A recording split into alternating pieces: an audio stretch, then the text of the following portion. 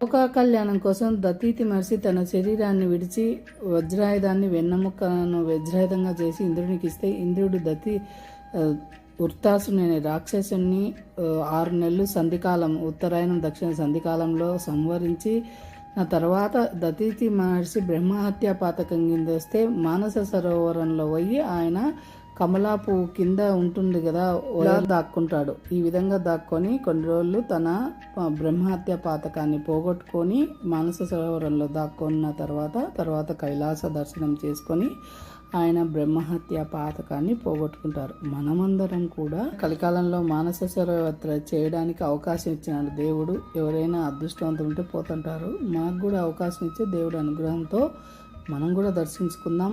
మనకి ఈ అవకాశము ఈ బ్రహ్మహత్య పాతక దోషాలను, అన్ని దోషాలను పోగొట్టే శక్తిని ప్రసాదించే ఈ కైలాస యాత్రను ప్రతి ఒక్కరు దర్శించండి. సర్వజన